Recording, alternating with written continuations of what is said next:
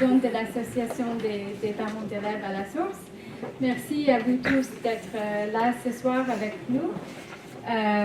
Merci aux parents de l'école, aux gens de l'extérieur, au monde de la face, aux enseignants de l'école qui sont venus et d'extérieur aussi. Michel Hervieux, notre présidente de l'AEN, et au directeur Yves Verbel du primaire qui est là aussi avec nous ce soir. Pour cette conférence qui est intitulée « Ces écoles pas comme les autres, entre motivation des parents et méthodes mises en œuvre par les enseignants ». Nous organisons cette conférence dans la continuité des événements liés aux 70 ans de la source.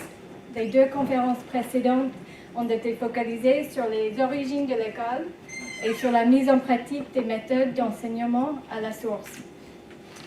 L'APE, l'Association des parents d'élèves, a voulu poser la question des nouveaux chemins à tracer vers l'éducation du futur, en se laissant inspirer par d'autres écoles et méthodes d'enseignement, et en interrogeant également aujourd'hui à 70 ans, le fait que la source peut encore se considérer comme une école pas comme les autres. À l'origine, la source était vraiment une école différente. Ouvert en 1946, une école privée mixte et non confessionnelle, c'était différente. La source est née d'un projet militant où fondateurs, professeurs et parents formaient une véritable communauté éducative. L'école ne s'est pas construite autour d'une grande personnalité pédagogue, ni autour d'un modèle externe, mais autour de la volonté d'une équipe hétérogène, constituée d'un père dominicain, le père François Châtelain, au fait de l'éducation nouvelle, d'un inspecteur d'enseignement à la retraite, qui avait expérimenté depuis de nombreuses années des principes d'école nouvelle, Roger Coussinet, d'une très jeune jardinière d'enfants formée à la psychopédagogie, Françoise Jasson, ainsi que quelques parents très motivés par d'autres méthodes pédagogiques pour leurs enfants. Les parents, tout comme le personnel de l'école, ont été associés dès l'origine à toutes les tâches, créant une véritable co-alliance éducative au service de l'enfant et de son épanouissement.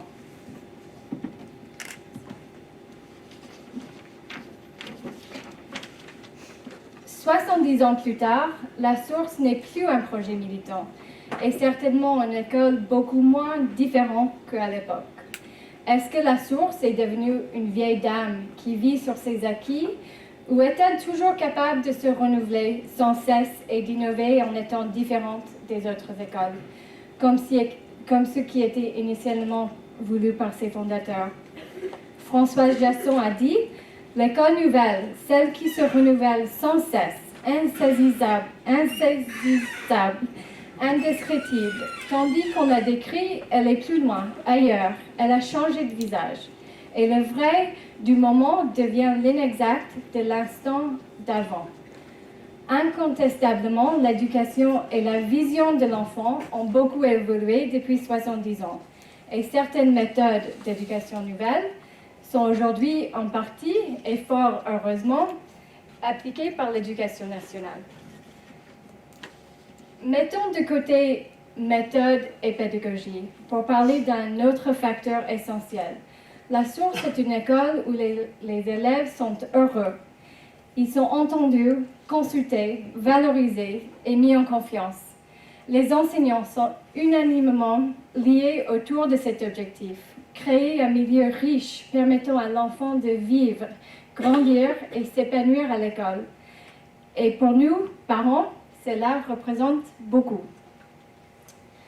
La demande d'inscription à la source n'a jamais été aussi forte que ces dernières années. Pourquoi une telle demande des parents pour s'inscrire leurs enfants ici? Est-ce que c'est parce que c'est une bonne école ou une école privée? Ou est-ce que c'est parce que c'est une école pas comme les autres? Nous avons donc pensé qu'il sera utile de faire une conférence sur les autres écoles alternatives actuelles pour mieux comprendre les types d'écoles existantes, leurs méthodes pédagogiques ou leur fonctionnement en tant que communauté éducative.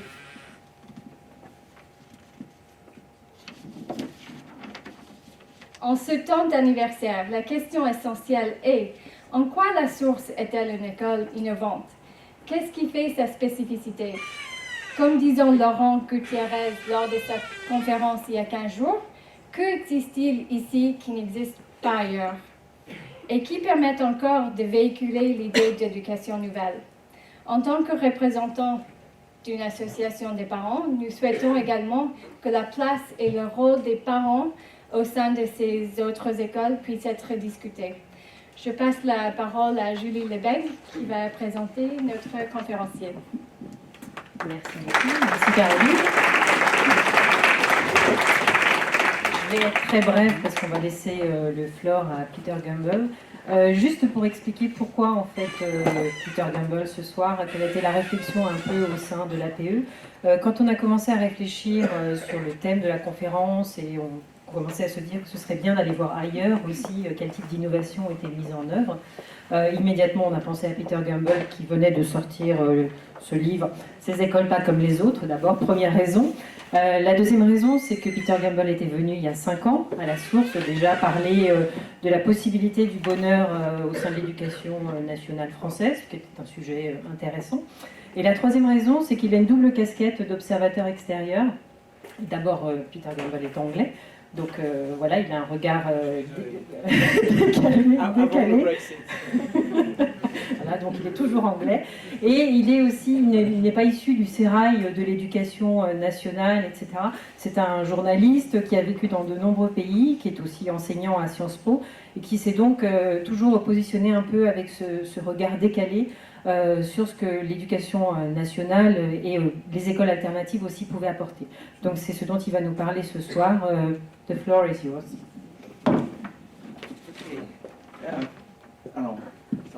Alors, merci beaucoup en tout cas pour cette invitation très, très sympathique. Effectivement, ça fait 5 ans qu'ils sont passés comme ça, comme rien.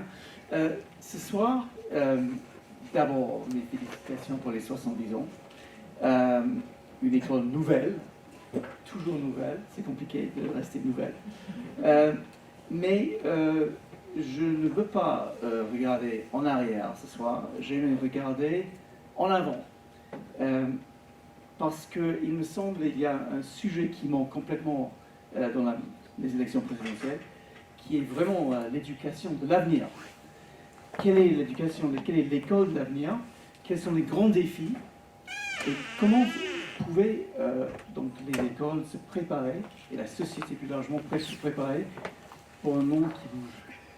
Et donc, avant de commencer avec quelques remarques sur l'école, et j'espère que ça sera un grand débat, c'est pas uniquement moi qui va donc parler, mais aussi que je vais stimuler un débat à la fin.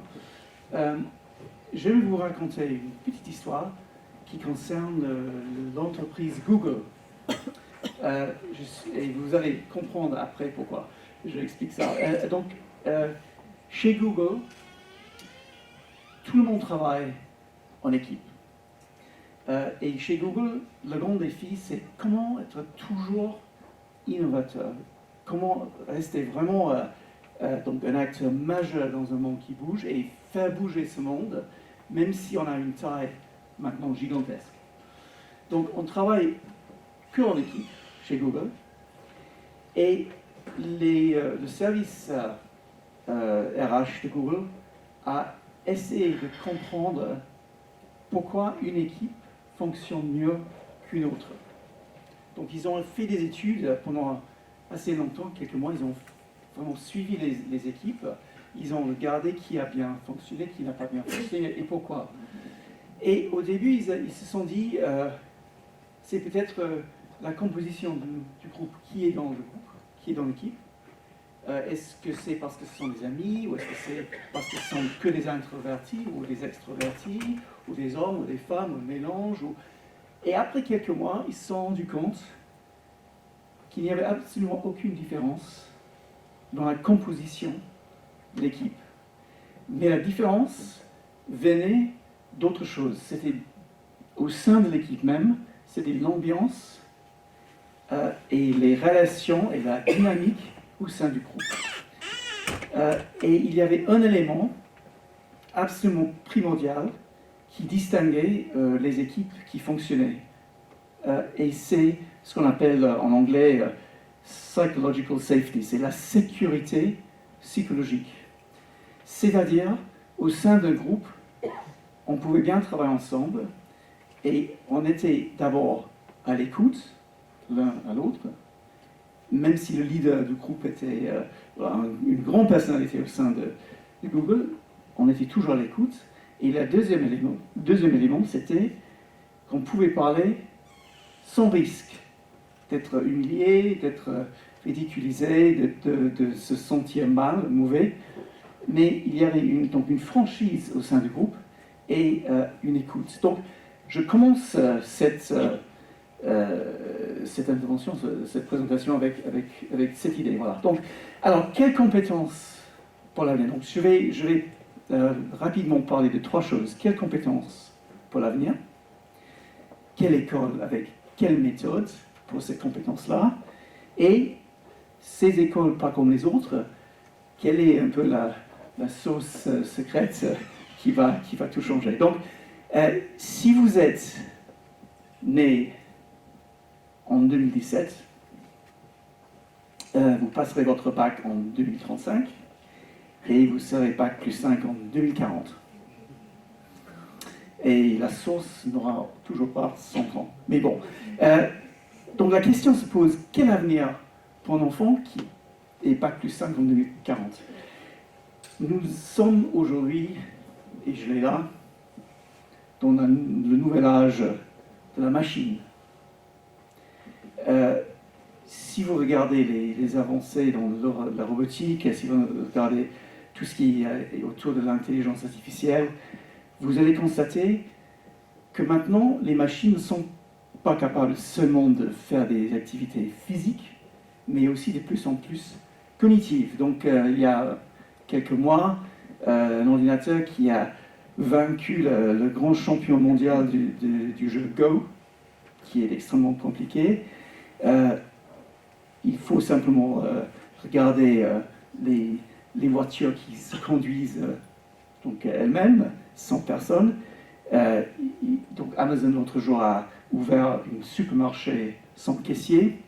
Donc on est en train de voir une accélération très très rapide dans la technologie.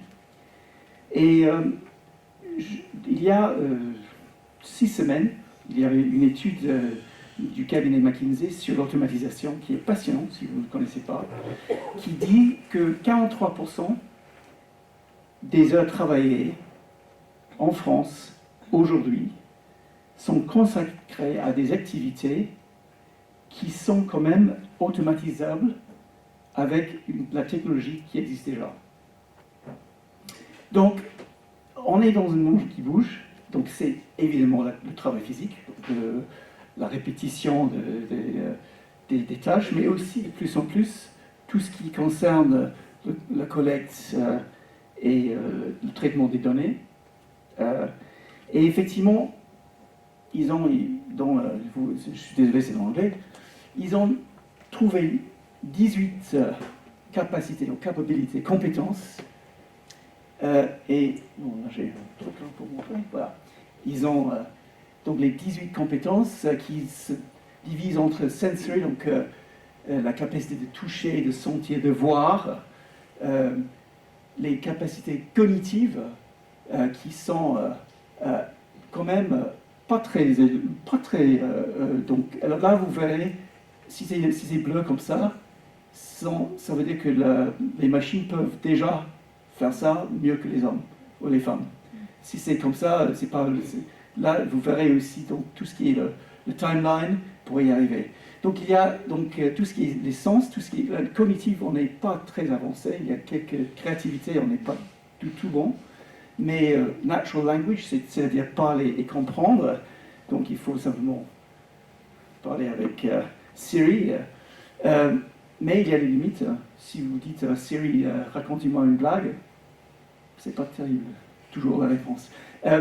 Après, il y a tout ce qui est autour de les capacités sociales et émotionnel, et là, on est très mauvais. Mais tout ce qui est physique, on est très fort déjà. Donc, je vous lance ça pas pour faire un discours sur l'automatisation, mais pour dire que le monde est en train de changer, et le monde du travail est en train de changer, et la vie quotidienne est en train de changer, et on peut déjà prévoir de plus en plus de travail indépendant, l'importance de changer souvent, d'être flexible, de travailler avec les machines.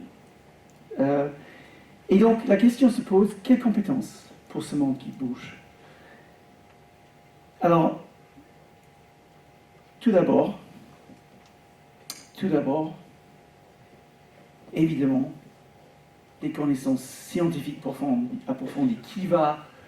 Qui va contrôler les machines qui font tout ce travail? Donc, et effectivement, la France est bien placée pour ça, parce que la tradition mathématique scientifique de la France, quand même, de l'excellence, est importante, même si on voit la performance qui se dégrade. Mais ça, c'est que le début, donc il faut pousser encore plus. Donc, mais à part de ça, il y a un élément, ou deux éléments, qui sont primordiaux, mais c'est un peu le casse-tête de tous les chercheurs pédagogiques dans le monde. Comment faire en sorte qu'on apprend la créativité? Comment faire en sorte qu'on donne et qu'on pousse les jeunes à être plus créatifs? Là, tous les systèmes éducatifs du monde ont du mal à trouver des pistes. J'ai parlé de la flexibilité, l'importance de la flexibilité. Il faut être extrêmement flexible, il faut être capable à changer, à s'adapter dans l'avenir. Il faut être aussi polyvalent, capable de bien changer de sujet, de matière, de bien réagir, n'importe quelle discipline. Et vous avez vu dans notre slide, là où les machines ne sont pas du tout bonnes, c'est tout ce qui est autour de donc l'intelligence émotionnelle et sociale, c'est-à-dire les rapports avec les hommes et les femmes, les rapports avec les groupes, les rapports avec,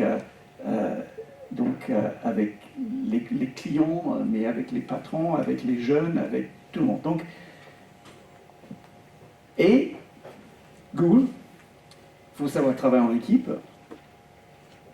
Et enfin, les deux derniers qui sont les plus importants, c'est l'appétence pour l'apprentissage. Donc la dernière fois que j'étais là, j'ai parlé de l'importance du bonheur. Et l'idée derrière ça, c'est à l'école que l'appétence pour l'apprentissage commence. Où es-tu?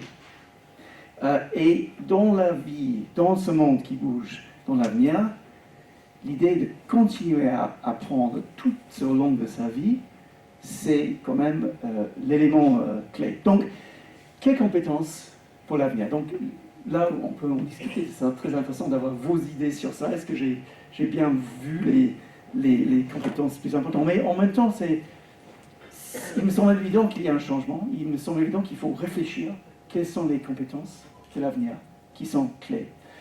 Et évidemment, la question se pose, est-ce que cette école, ici, la source, est-ce que cette école française, européenne, mondiale, est-ce qu'on apprend tout ça? Est-ce que on peut bien baser son éducation sur ses compétences? Est-ce que on peut l'acquérir dans cette école et dans cette école en France? Donc évidemment, si je reviens en arrière, je vais vous montrer apprendre par cœur. Ça, c'est information retrieval. Les machines sont déjà mieux que les hommes. Donc, apprendre par cœur, pas super utile pour l'avenir, je dirais. Mais il y a d'autres. Donc, dans ça, est-ce que, et si vous avez lu mon dernier livre, On achète bien les écoliers, vous verrez que voilà, tout ce qui est ma critique de l'école assez sévère sur comment on pointe toujours la faute au lieu de féliciter la réussite, pourquoi on n'accepte pas l'erreur, pourquoi on doit toujours suivre le programme, pourquoi il faut rentrer toujours dans le moule. pourquoi il faut obéir, pourquoi il faut s'ennuyer à l'école. Tout ça, ça n'a rien à voir avec ça, en tout cas. Simplement pour dire que cette école française, pas la source, mais française, pour moi, est de plus en plus dépassée par ces méthodes et même ces idées de base. Donc, ok, quelles compétences, quelle école et quelle méthode? Bon, ça c'est Google. On travaille en équipe. Est-ce que vous le faites ici?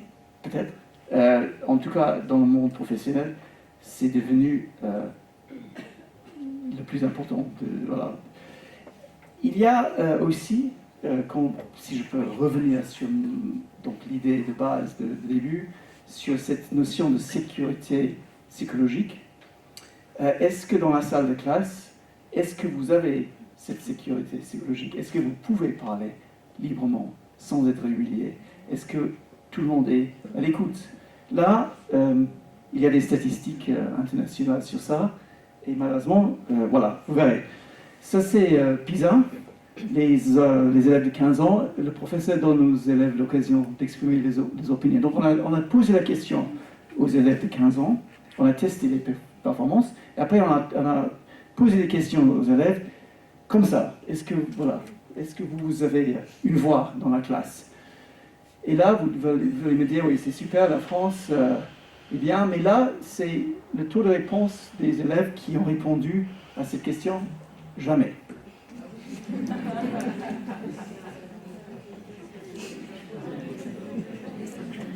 Donc 15% à peu près, 15-16% des jeunes Français de 15 ans disent qu'ils n'ont jamais la possibilité d'exprimer leurs opinions. Là, c'est un peu le contraire de la sécurité psychologique. Deuxième élément, le professeur et les élèves dans l'apprentissage, même chose, c'est ceux qui disent jamais. On est à 16-17%. L'OCDE, à peu près 10%. Donc, il y a quand même des choses à faire dans le domaine de la psychologie, la sécurité psychologique, c'est sûr. Donc, comme question de base pour chaque école, pour moi, quelle est la réponse si on devrait demander aux élèves dans cette école, quelle serait la réponse? Il y a quelques éléments. On sait depuis des années, la recherche dans la psychologie surtout, sur les éléments très importants dans une école. Et je crois que cette école ici, la source, met vraiment l'accent sur ça. Donc, il y a des éléments de confiance. Donc, la perception de soi. Alors, si tu poses une question à un enfant, est-ce que tu es bon en maths? La perception de soi, c'est oui, je suis bon ou non, je suis nul. Donc, la perception de ses capacités personnelles, c'est est-ce que tu pourrais me dire comment ouvrir ce iPhone et changer quelque chose? Et donc, la perception de ses capacités personnelles, c'est oui, peut-être je pouvais me renseigner et faire ça, ou pas. Troisième, ça c'est le plus important de tout. Et là, dans la recherche, surtout dans la psychologie, de plus en plus, depuis à peu près 15 ans, on sait que l'autorégulation de l'apprentissage est très très importante pour tout ce qui est apprentissage à la vie. Qu'est-ce que c'est? C'est l'idée de créer un cercle vertueux qui consiste à dire je m'investis dans une matière, je comprends, je fais mon devoir assez bien, je suis félicité, ça m'encourage, donc je m'investis d'autant plus, je comprends encore mieux, mes notes sont encore plus bonnes et on me félicite encore plus. Donc il y a toute une autorégulation qui fait en sorte que apprendre devient un plaisir, une satisfaction intellectuelle, mais plus que ça, aussi pour la personnalité de l'enfant, que cette autorégulation de l'apprentissage, si on l'a acquis à l'école, cette autorégulation, après à l'université et dans la vie, on voit l'intérêt de bien s'investir dans une matière parce que ça marche. Donc il y a tout ce cercle à créer. Dernier, c'est donc l'apprentissage à vie qu'on a dit, qui est de plus en plus important dans notre époque, comme j'avais dit. Donc il y a une belle citation que j'avais trouvée. Il faut chercher tous les moyens de rendre agréable à l'enfant les choses que vous exigez de lui. Qui l'a dit? C'est un Français? Quelqu'un? Rousseau, pas mal, mais non.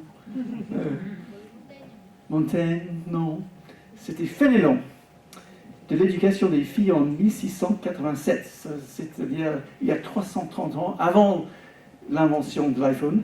Et voilà, il a tout compris. Donc, simplement, c'est peut-être common sense, c'est peut-être mais souvent, on a oublié l'importance de rendre les choses agréables pour donner de la confiance. Donc, ok, après la confiance, il y a tout un sujet autour du sentiment de l'appartenance.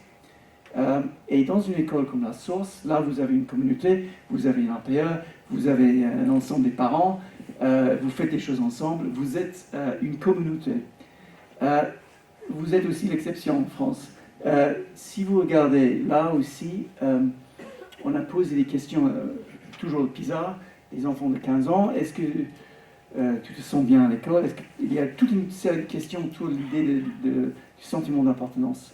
Et la réponse partout était oui, parfois c'est vraiment agaçant à l'école, je n'ai pas toujours, je me lève, je suis fatigué, je n'ai pas tous les profs, les copains, etc. Mais grosso modo, à 80%, on dit oui, je me sens chez moi, ça fait partie de ma vie, je l'accepte, je l'assume cette école-là. Sauf en France. C'est la minorité. Voilà. Et ça s'est sorti pour la première fois en 2000. Et tous les 3 ans, il y a une évaluation PISA, et ça n'a pas bougé depuis. Et donc, ça veut dire qu'il y a moins de 50% des jeunes en France qui assument, qui acceptent cette école. Il n'y a pas de sentiment d'appartenance, ce qui est un grand casse-tête pour les sociologues français. Il y a beaucoup d'études, de plus en plus, sur ce sujet. Donc là, vous êtes vraiment, vous faites cette figure d'exception. Et bravo. Donc, pourquoi? Quel est le moment clé? Et là, je suis désolé, c'est un peu compliqué, mais j'ai une jolie lumière là. Alors, on a posé, c'est pas PISA, mais ça c'est l'Organisation mondiale de la santé. Ils ont posé des questions aux jeunes de 11 ans, 13 ans et 15 ans. Est-ce que vous aimez l'école ou est-ce que vous détestez l'école? Est-ce que vous aimez l'école beaucoup ou pas du tout? Et là, ce sont les filles à l'âge d'11 ans qui aiment beaucoup l'école. Là, ce sont les garçons de 11 ans qui aiment beaucoup l'école. Et là, ce sont les filles d'11 ans qui n'aiment pas du tout, et les garçons qui n'aiment pas du tout. Donc, vous verrez, 40% des filles, déjà, aiment beaucoup l'école. Et paf, entre 11 ans et 13 ans, ça chute. Et du coup, ça monte de 3,4 à 9,6, et ça chute de 40 à 18. Et ça continue à 12, et ça monte à 14. Et évidemment, les garçons qui n'aiment moins fort l'école, qui détestent plus, les courbes se croisent plus tôt. Donc il y a un gros problème au collège. Je ne sais pas si vous vous rendez compte, mais il y a énormément de choses qui se passent au collège. Il y a l'adolescence, évidemment. Il y a le changement 6e, c'est compliqué. Les matières, le collège, c'est pas très amusant. Souvent, le programme, c'est très ennuyeux. Mais il y a un problème là qu'il faut vraiment pas perdre de vue. Donc, je passe rapidement. L'autre élément qui est très important, c'est le stress. Le stress, donc si on revient vers cette notion de sécurité psychologique, est-ce que vous êtes très stressé dans votre groupe? Est-ce que vous êtes très stressé? Est-ce que vous n'osez pas ouvrir la bouche et en plus vous êtes stressé? Là aussi, ça c'est les maths. Je suis très tendu quand j'ai un devoir de maths à faire. La France, champion du monde. Oui. Donc, vous allez me dire, les maths, c'est le roi des matières, c'est compliqué, les enseignants n'expliquent pas très bien, bref, on n'est pas très bon.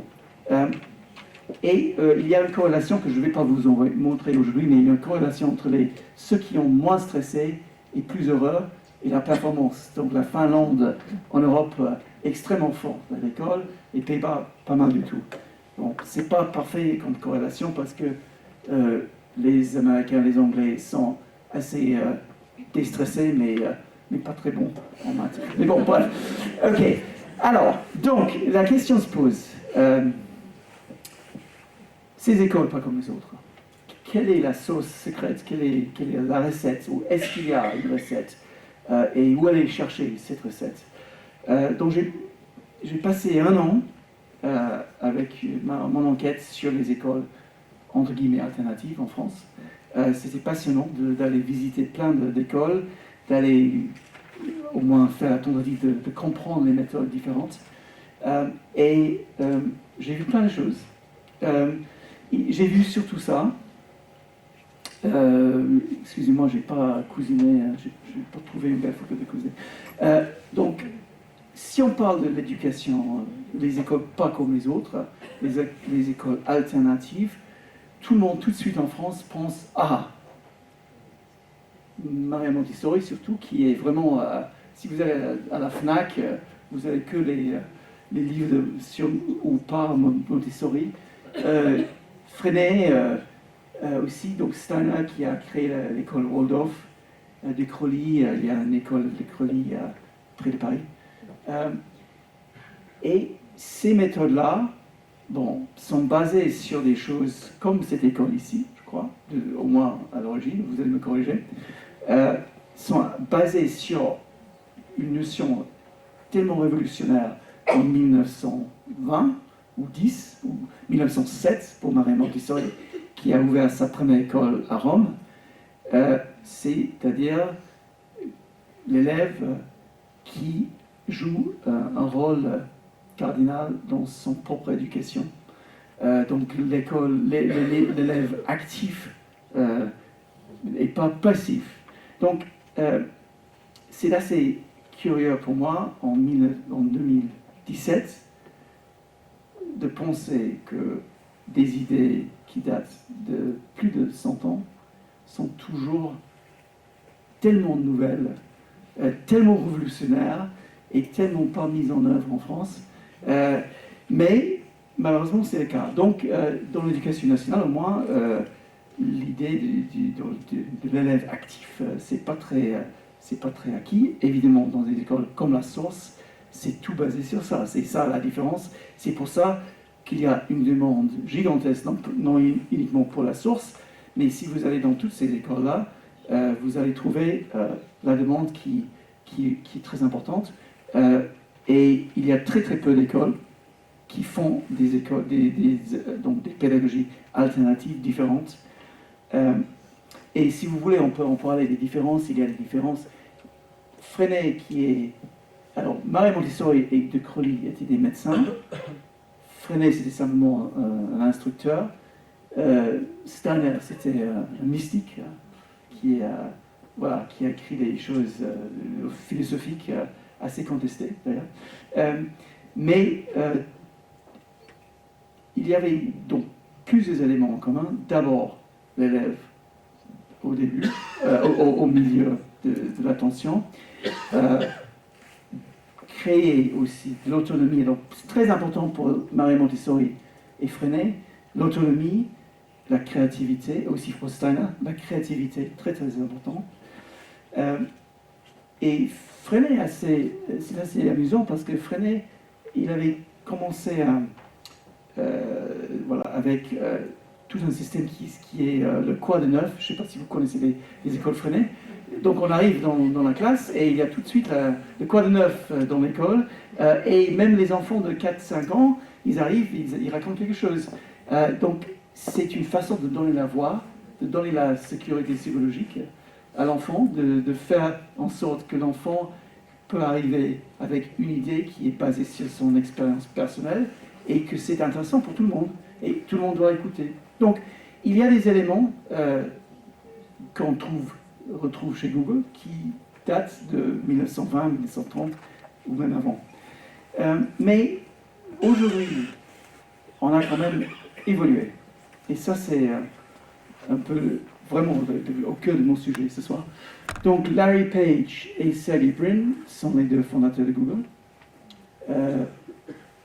Tous les deux ont fait une école Montessori.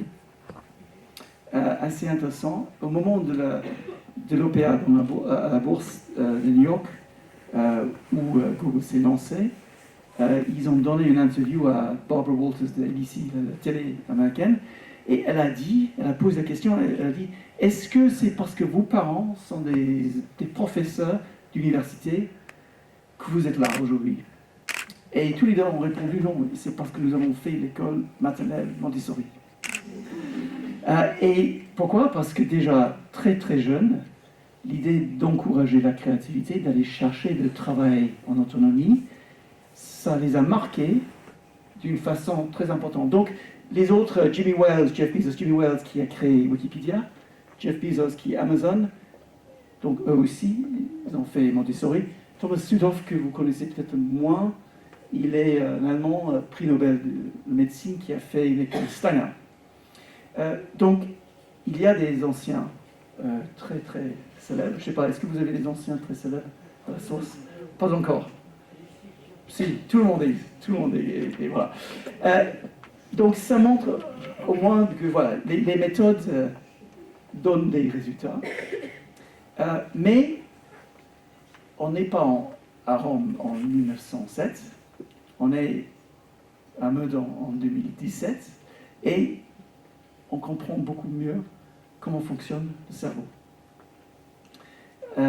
Effectivement, il y a deux avancées qui sont extrêmement importantes. À la fois, tout ce qui est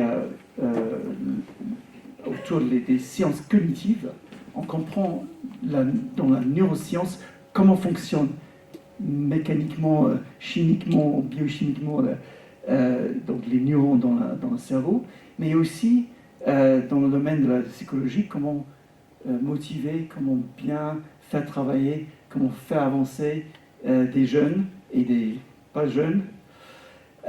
Et un des éléments, peut-être pour moi, la découverte qui m'a surprise le plus, ça s'est fait par un chercheur nouvelle-zélandais qui s'appelle John Hattie, qui a fait une étude gigantesque pendant 15 ans. Il a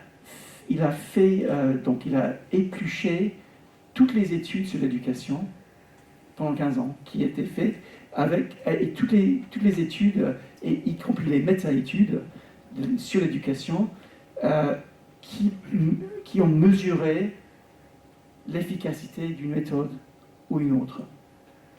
Et à la fin de 15 ans, il a fait un classement. Quelles sont les méthodes qui marchent, mais qui ne marchent pas simplement parce qu'on dit que ça marche, mais qui sont scientifiquement prouvées que ça marche. Alors, est-ce que vous avez une idée? Quelle est la méthode? Quelles sont les méthodes? Vous allez peut-être me dire, ce sont les petites classes, c'est l'argent, c'est l'ordinateur dans la classe. Non. Alors, quel est... Ouais, le formatage. Peut-être. Alors, ou peut-être... Alors, la bonne réponse, si vous voulez, la bonne réponse, c'est que l'enseignant est capable de se projeter dans la tête de l'élève et comprendre si ce qu'il ou ce qu'elle dit donc, arrive à faire progresser l'enfant, et le contraire, que l'élève se met un peu, quand même, dans la tête de l'enseignant et comprend pourquoi l'enseignant est en train d'expliquer ça. Alors, si vous allez dans une classe, ma fille a fait l'expérience, elle a fait, elle est en première là, mais il y a 2 ans, elle était dans une classe de maths, et il faisait géométrie. Elle a posé une question sur pourquoi on fait ça. Et la réponse c'est parce qu'il faut le savoir pour le bac. C'est exactement une mauvaise réponse. Parce que la réponse devrait être, c'est important pour plusieurs raisons, y compris, voilà, je vais vous montrer. Donc, donner de la relevance à la matière, c'est extrêmement important. Et si vous êtes enseignant, et donc il appelle ça, John Hattie appelle ça visible learning, l'apprentissage visible, parce que on constate le progrès, la progression, mais il y a en permanence, dans les deux sens, un retour. Il y a donc l'enseignant qui dit est-ce que tu as compris, et donc l'enfant qui voit, ou l'élève qui voit lui-même ou elle-même, effectivement, oui j'ai compris, ou moi non j'ai pas compris, et donc il faut trouver une autre méthode pour bien expliquer. Donc il y a quelques éléments dans ça. Donc voilà, ça c'est officiellement. Les enseignants voient l'apprentissage à travers le regard de leurs étudiants, et les élèves, ils ont conscience que l'enseignant est la clé de leur apprentissage. Donc c'est pas une pédagogie, c'est pas quelque chose que vous allez trouver écrit quelque part. C'est vraiment une relation extrêmement intense entre enseignants, élèves, mais intelligents, donc avec des objectifs clairs et partagés, d'abord, avec des critères de réussite qui sont exigeants. Je veux pas simplement que tu comprennes, je veux vraiment que tu utilises cette info pour aller chercher autre chose, pour toute cette autorégulation de l'apprentissage, que tu vas plus loin. Ça, c'est l'exigence. Il y a plusieurs stratégies. Il ne s'agit pas simplement de dire nous avons la méthode globale, mais nous avons la méthode qui n'est pas du tout globale, ce qui est personnalisé. Là, j'avais déjà dit la progression, ou manque de progression, qui est visible. Un retour d'information, on va arriver à ça rapidement, parce que c'est aussi très important des deux côtés. Et l'interaction enseignant-élève. Voilà, donc c'est pas la recette magique, mais c'est une recette. Et si vous êtes enseignant, vous allez reconnaître beaucoup de tout ça. Mais la question se pose, est-ce qu'on peut vraiment faire en sorte que ça devienne un système dans une école, dans une éducation qui n'est pas évident. Donc, pour moi, alors je vais terminer rapidement, comme ça on va passer au débat. Donc, il y a 6 éléments de réussite. Évidemment, la relation que je viens de discuter. Il y a aussi au sein d'une école l'importance d'un engagement partagé. Pourquoi on fait ça? On est là, pourquoi? On partage, on est avec d'autres qui sont passionnés par ce qu'ils font et qui partagent une vision, un engagement. La cohésion de l'équipe aussi. Si vous pensez qu'ils travaillent en équipe, ce n'est pas uniquement les élèves. C'est très important que les enseignants également travaillent en équipe. Ça, c'est la pluridisciplinarité aussi qui fait partie de ça. Une bonne gouvernance, c'est une question assez compliquée en France dans l'éducation nationale, mais bon, je passe. Une auto-évaluation systématique, et donc les deux derniers éléments. Donc, d'abord, qu'est-ce que je veux dire par l'auto-évaluation systématique? Et ça m'intéresse beaucoup de savoir dans cette école, est-ce que vous le faites?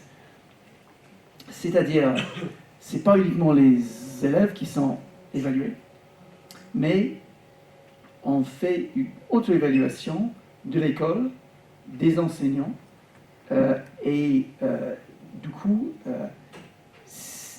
il y a du feedback, et l'objectif de tout ça, c'est l'amélioration en permanence.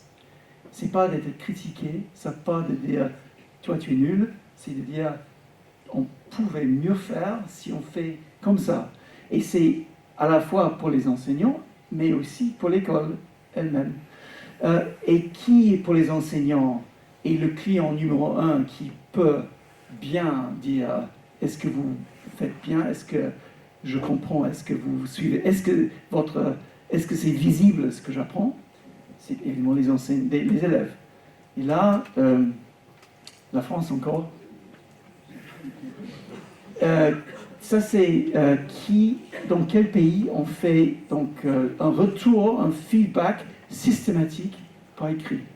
Donc, quand je dis un retour, un feedback, c'est pas comme un bulletin scolaire pour les enseignants. Donc, c'est pas pour que les élèves écrivent vous êtes nuls, quoi.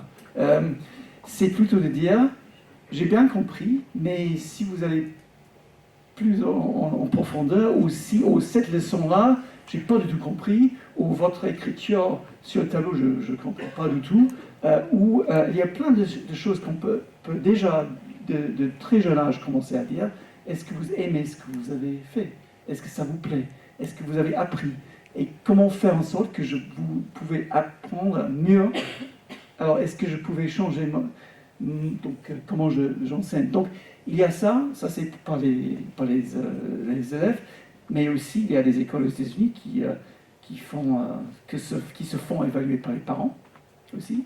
Donc, et donc, il y a tout un retour d'infos qui fait en sorte qu'une école progresse. Dernier élément sont les parents.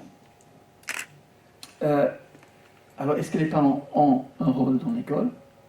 Ici, la question, clairement, la réponse est oui. Quel rôle? C'est plus compliqué. Est-ce que les parents jouent un rôle dans la classe?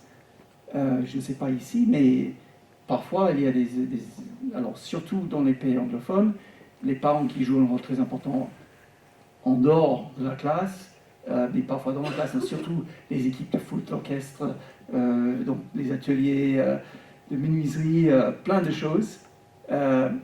Et en plus, parfois aussi, ils arrivent dans la classe, ils expliquent ce qu'ils font, ils donnent des idées, mais c'est normalement très encadré. Donc c'est une question très difficile, et vous verrez, il y a là une photo, c'est pas une photo, c'est une image de Helicopter Parents, donc le parent hélicoptère qui est jamais très loin, qui regarde, qui contrôle, et qui est extrêmement embêtant pour tout le monde.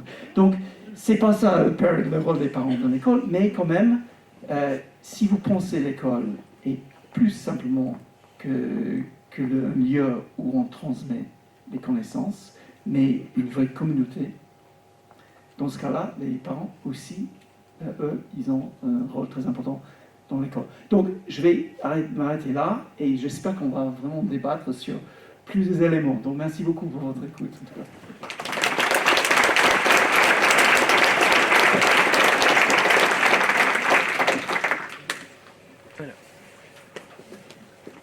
Très bien, donc on va ouvrir le débat maintenant. Donc on va vous faire passer un micro. Est-ce qu'il est allumé? On s'en fout, ouais. Alors, hop là. Okay. Ils ont calmé. Vous avez des questions? Une première question? Il y a une sécurité psychologique totale dans cette salle. Je vous assure. Je ne vais pas me moquer de vous, votre question ridicule.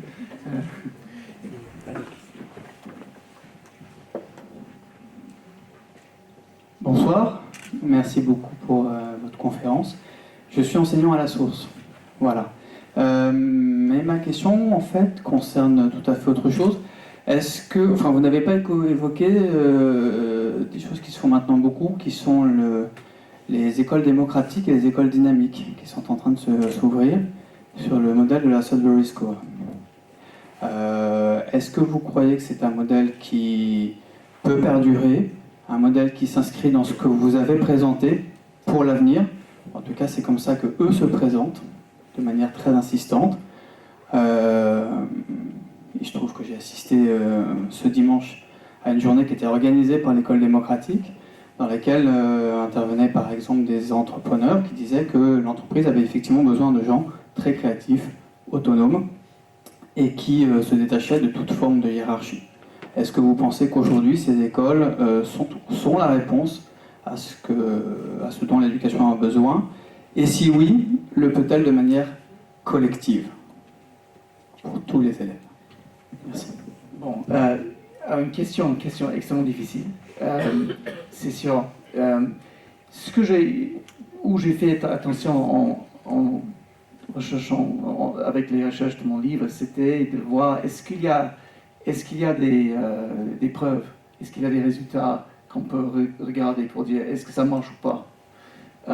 J'ai Donc, j'ai visité beaucoup d'écoles qui disent waouh, c'est super ce qu'on fait. Et quand je demandais alors comment évaluer, est-ce qu'il y a une évaluation, effectivement, ce que j'avais dit à la fin, qui me montre, voilà, ça c'est le cas.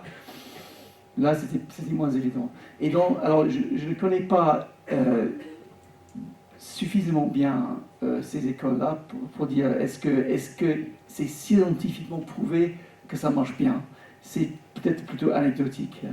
En même temps, j'ai un problème avec tout ce qui est donc l'autogestion, qui revient vers ce qu'a dit Hattie, c'est l'importance de l'exigence. Je crois que c'est assez compliqué de lier l'exigence avec l'autogestion, parce que c'est plus facile de dire ah, on va c'est mieux d'être plus soft que vraiment d'insister sur une progression, sur une exigence, sur un niveau. Et j'ai vu ça, donc il y a une école, une très grande école à Paris qui fait l'autogestion par exemple. Mais c'est une école sans ambition pour les élèves. Et ça me perturbe. Peut-être j'ai tort. Comment vous voyez ça? Est-ce que vous êtes convaincu par ce que vous avez vu? Alors, ils ont des ambassadeurs très très convaincants. En particulier un monsieur qui s'appelle Thierry Pardo, qui habite au Québec. Et le gros problème, c'est exactement ce que vous avez soulevé, c'est-à-dire que dès lors qu'on leur demande qu'est-ce qui se passe après vous, il n'y a plus rien en fait. On n'a pas de stats, on n'a pas de... Alors forcément, ils parlent des réussites, ils parlent des enfants qui ont fait maths sup, mais on ne sait pas du tout ce que sont devenus les autres. Voilà. Et eux centrent vraiment précisément leur action sur la liberté de l'enfant, qui se développe exactement comme il veut, mais sans qu'on puisse savoir vraiment exactement ce qu'ils sont devenus ou ce qu'ils deviennent après. Voilà. C'est intéressant de voir ce qu'on dit, ce qu'avait dit l'école nouvelle à l'époque sur la liberté, parce que c'est une liberté mais qui est encadrée. Donc si vous allez dans une école Montessori, vous avez le choix des activités comme vous voulez, mais après avoir fait l'activité, il faut ranger, il faut refaire, il faut nettoyer. Donc il y a donc des disciplines autour de ça qui fait en sorte que voilà, on est libre, mais aussi on comprend ses limites. Et ça me semble assez sain. Là, peut-être c'est le cas, mais je ne suis pas encore convaincu.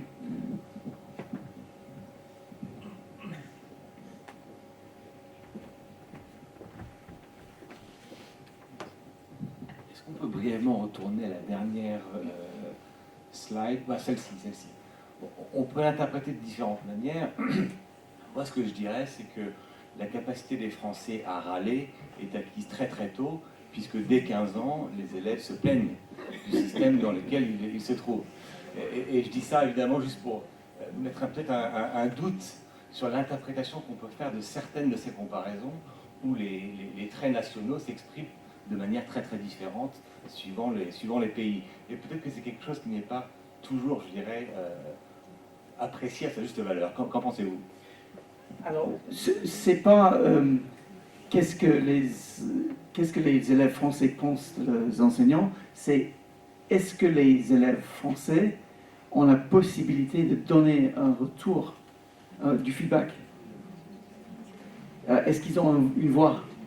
Et là, la réponse est il y a très très peu qui ont la possibilité. Et c'est peut-être pour ça que dans ma vie, ils râlent beaucoup, parce qu'ils n'ont pas la possibilité de donner formellement, non mais c'est sûr, ils n'ont pas la possibilité de donner formellement un avis. Alors, il y a des phases, alors évidemment, comme j'avais dit avec un autre slide sur le stress, la corrélation entre performance et les indices que j'ai montrés, c'est pas toujours très très très clair.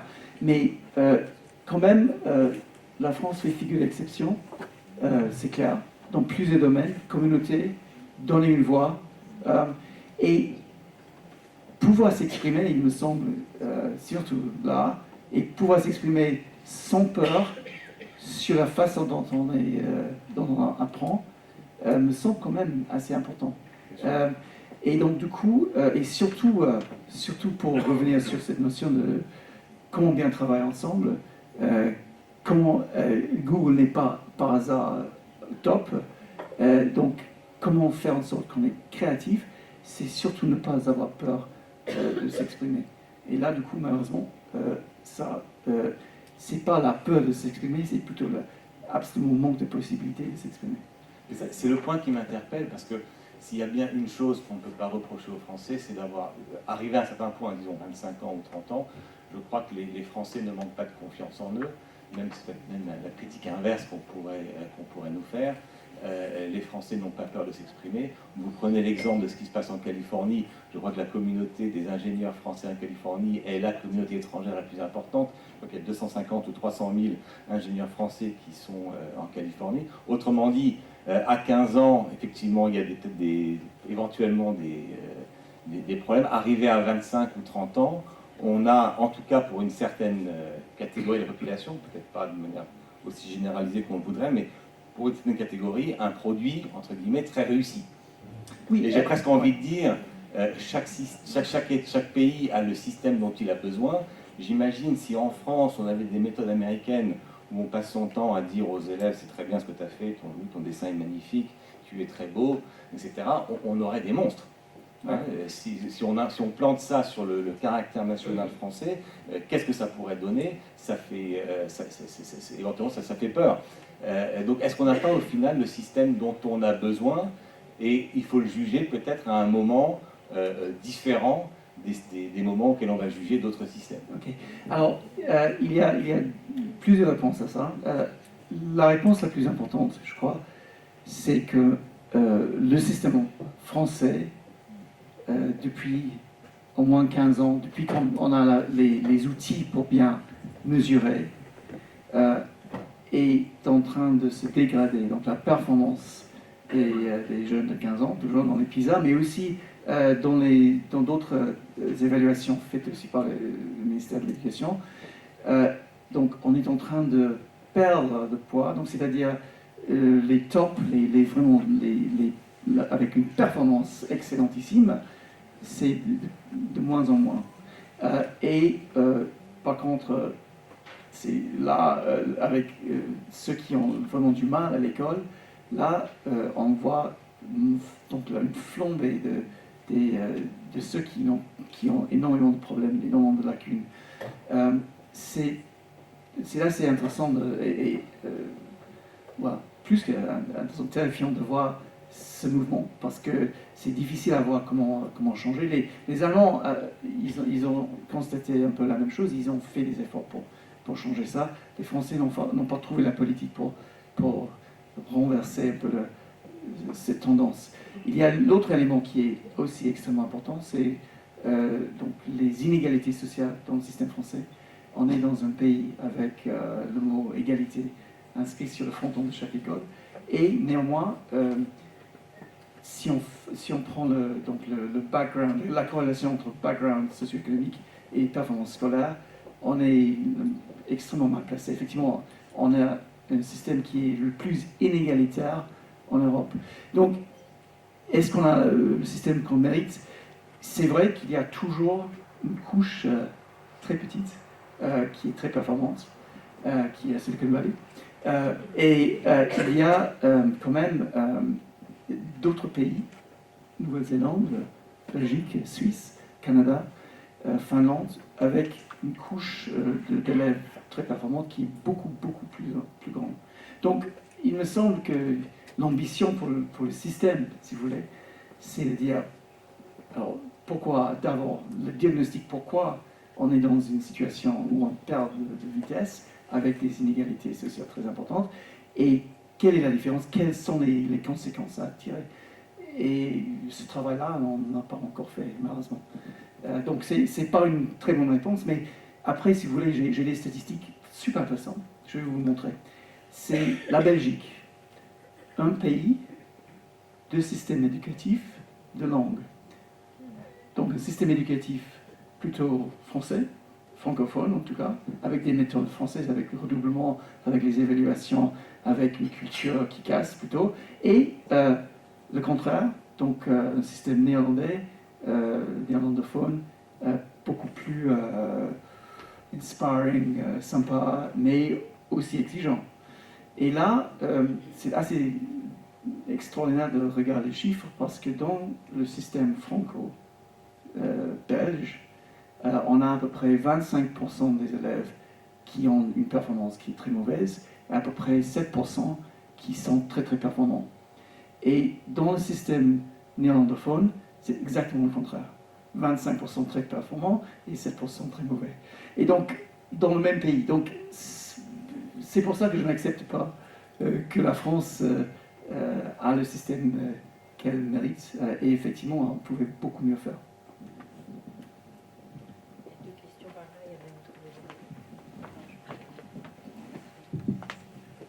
Oui, bonjour. Merci de tout ça.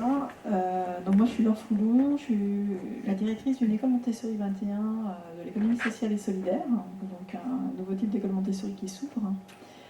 En fait, moi, mes questionnements par rapport à tout ça, effectivement, notamment quand vous reprenez l'exemple de Google, où on parle effectivement qu'on voudrait un système qui crée des enfants plus créatifs, donc pas loin quelque part d'une sorte de performance, même si la performance prend des mots différents et plus intéressant d'un point de vue qualité humaine ou autre.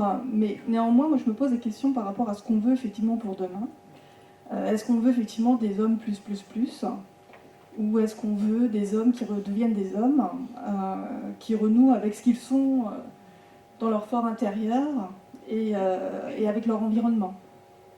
Donc je me demande finalement si les écoles de demain, c'est pas plutôt des écoles qui doivent renouer avec la simplicité et la modération, et avec une façon d'être qui soit justement peut-être pas si créative ou plus ou mieux qu'avant ou différente, mais simplement en fait renouer avec une nature humaine plus simple. Alors là, vous touchez à un point qui est vraiment passionnant. Si vous épluchez ces études sur l'automatisation que je fais depuis quelques temps, vous allez constater rapidement que les machines sont déjà capables et seront capables dans l'avenir de faire tout ce qui est de travail qui n'est pas sympa. Donc tout ce qui est lourd, tout ce qui est compliqué, tout ce qui est donc dans les mines, donc le traitement des données, les caissiers dans les supermarchés qui font pip, pip, pip, pip toute la journée. Donc là, on a une machine qui fait ça mieux, beaucoup mieux. Mais là où les machines sont pas du tout bien, sont vraiment mauvais, c'est tout ce qui est vraiment sont les qualités innées de l'humanité, c'est-à-dire l'expertise, donc la culture, la créativité, l'interaction avec les autres. Alors, un des métiers qui est le plus difficile à automatiser, c'est celui de l'enseignant. On peut voir plein de choses sur vidéo, on peut jouer avec Twitter, on peut quand même faire des cours sur Internet, mais finalement, toute la recherche de John Hattie montre que c'est l'enseignant directement avec l'élève qui fait la différence. Et du coup, je crois que la réponse est là, c'est oui, ce sont les qualités humaines les plus innées, les plus importantes, qui seront le plus valorisées dans l'avenir. Et donc il faut prendre ça en compte. Alors, en même temps, je n'accepte pas que tout est trop compliqué, il faut réduire, il faut aller vers les choses plus simples. Donc, je n'ai pas exactement compris où vous allez avec ça, mais parce qu'on est dans un monde qui est compliqué. C'est un peu ce que développe Pierre Rabhi, par exemple, où justement tout ce qui est lié à l'agroagriculture, où finalement on se dit que l'avenir de l'homme, c'est plutôt de revenir à la terre pour créer sa propre nourriture sans polluer la nature. Et quelque part de revenir à des choses qui font du sens et de reprendre racine et d'apprendre, en fait on peut être un philosophe et en cultivant ses tomates. Donc l'idée, elle est là. Je veux dire, l'avenir, c'est pas forcément de travailler à Google, mais en fait de simplement renouer en fait avec un environnement en étant les pieds dans la terre, hein, et qu'effectivement c'est pas forcément relié à faire des grandes études ou être très, très intelligent, mais avoir juste une intelligence d'être juste un homme ou une femme. Et vous voyez, en fait, je sais pas si c'est très clair ce que je dis, mais je pense que le succès voilà, ne se mesure pas forcément dans quelque chose de techniquement compliqué, et que finalement le succès d'une vie peut vraiment être quelque chose d'extrêmement simple, de simplement devenir un père ou une mère dans une maison à cultiver ses pommes de terre. Voilà. Donc, Bon, en tout cas, voilà. oui, mais je pense que l'éducation doit aussi avoir ça en tête. Alors, c'est intéressant parce que Montessori, c'est vrai qu'à partir de 12 ans, elle voulait que les enfants passent leur temps dans une ferme pour avoir des expériences des vaches, etc. Simplement pour dire, aujourd'hui, les agriculteurs meilleurs du monde qui peuvent bien faire des tomates sont les robots. Donc attention, donc c'est pas exactement la vie simple. Bon, mais je comprends ce que je pense que vous l'avez dit. Alors, mais pour moi, c'est pas ça. Pour moi, quel est le cœur de l'éducation, c'est de faire en sorte que l'enfant devient ce qu'elle ou il a donc dans ses capacités, donc progresser et devenir je crois que Montessori, elle a dit elle-même, je ne suis pas, elle a dit, je ne veux pas avoir une méthode qui s'appelle Montessori parce que c'est pas moi, ce sont les enfants qui se révèlent eux-mêmes. Donc là, du coup, je crois que c'est un peu compliqué de dire tout le monde doit vivre une vie simple, facile. Il y a d'autres qui ont des ambitions qui sont plus larges que ça. Oui, alors ma question, elle rejoint un petit peu la question juste à présent, mais un petit peu différemment formulée, c'est-à-dire que c'est très utile votre présentation parce qu'on voit bien les conditions nécessaires pour que l'enfant, les pédagogues soient heureux, qu'il y ait un sens au sein de l'école. Mais c'est très focalisé sur une analyse des données PISA, donc c'est très aussi discutable, sur le passé. Moi, ma question, elle porte plutôt sur les objectifs du programme pédagogique, pas uniquement les moyens, c'est-à-dire les valeurs. Est-ce que dans votre étude, vous avez mis en lumière justement des objectifs qui évoluent? Parce que c'est vrai que votre point d'entrée sur Google, c'est un petit peu réducteur pour certains d'entre nous, selon la philosophie qu'on porte. Et c'est vrai qu'on sait que l'automatisation aussi, elle est porteuse de désymbolisation. Enfin, je ne vais pas rentrer dans un débat philosophique, mais je crois que c'est un peu ça la critique derrière. Donc moi, ma question, c'est simplement dans ces écoles qui portent des projets autres, est-ce qu'il y a des objectifs aussi qui sont autres? Je pense par exemple à l'esprit critique, à l'ère des big data, de l'intelligence artificielle. Je pense à l'interdépendance, c'est-à-dire à travailler aussi ensemble dans des systèmes de valeurs différents, pas uniquement l'autonomie, pas uniquement la créativité, mais peut-être aussi porter des projets pédagogiques plus loin, qui préparent l'avenir.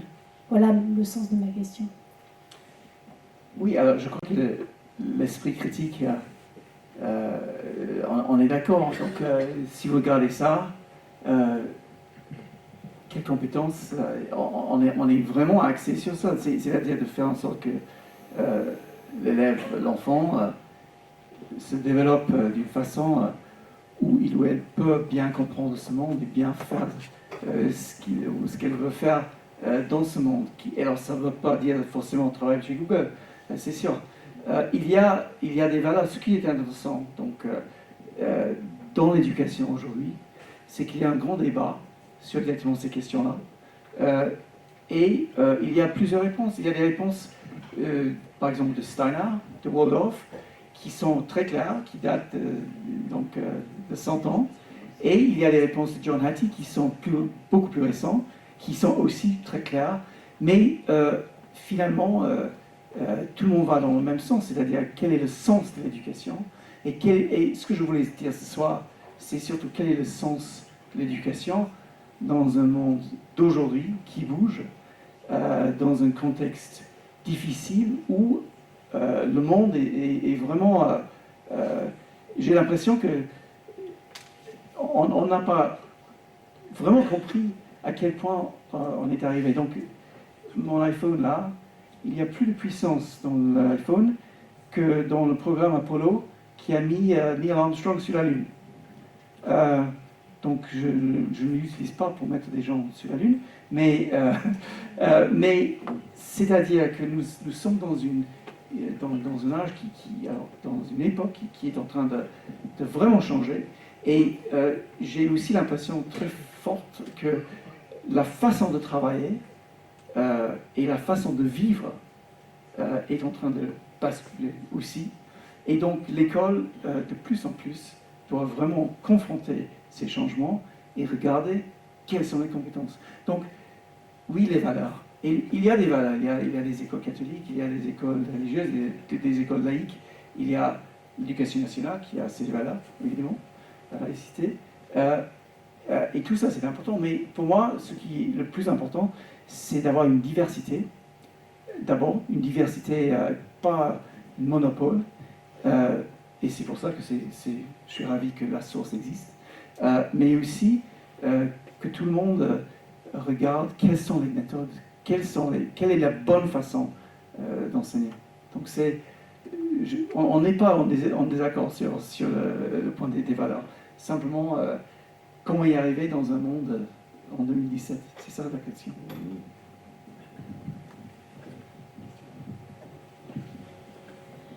Bonsoir, donc moi je ne suis pas du tout à la source, ma fille est à l'école Montessori 21 de Sèvres et elle était dans une école Steiner avant. L'année prochaine, elle va peut-être aller dans une école publique, faute de choix. La source ne l'a pas prise, c'est pas grave. C'est pas grave, j'essaierai de diffuser d'autres manières d'enseigner, hein, pourquoi pas, dans mon implication dans l'école. Mais en fait, ça m'a fait énormément réagir tout ce que vous avez dit. Alors moi, je suis... mon job, c'est correspondante informatique et liberté dans une université. Je travaille donc avec des enseignants, avec des laboratoires de recherche, des chercheurs, le CNRS, enfin voilà, donc les grands acteurs de la recherche. Et je suis vraiment spécialisée protection des données. Et Google, alors c'est vraiment le contre-exemple. Mais c'est très intéressant parce que finalement, donc j'apprends l'éducation Montessori des créateurs de Google. Et finalement, je trouve que c'est assez logique parce que Google, en France et en Europe, ont ému, Google a ému les autorités de protection des données, donc la CNIL française, d'autres CNIL dans d'autres pays européens. Google a été multi-condamné en Europe par rapport à sa protection des données. C'est un peu Big Brother hein, quand même. Google sait tout sur nous. C'est à cause de gros problèmes éthiques, ce qui a donné lieu à un changement de réglementation en Europe sur la protection des données, avec quelques concessions en faveur de Google, mais quand même, au final, des sanctions extrêmement lourdes, puisque les sanctions actuelles ne sont pas suffisantes pour faire plier Google. Et c'est vrai que finalement, on se demande, voilà, est-ce que tout ça est dû à l'école, l'apprentissage de la vie, parce que Google a été quand même assez arrogant vis-à-vis de la loi européenne, très créatif, effectivement, un peu trop, puisque finalement le big data cause un gros problème d'éthique et de protection de la vie privée et protection des libertés individuelles et publiques, qui sont des valeurs fondamentales, en tout cas chez nous, en France. La France qui est un des pays fondateurs de la protection des données, avec la loi de 1978. Donc voilà, donc on voit effectivement un changement qu'on vit déjà aujourd'hui. Vous parlez de l'avenir, les qualités à l'avenir, aujourd'hui, en fait, ces qualités sont déjà demandées de plus en plus. Être polyvalent. Je suis moi-même juriste, mais finalement, je fais beaucoup de sécurité informatique. Voilà, donc on est déjà dans ce monde-là, j'ai l'impression.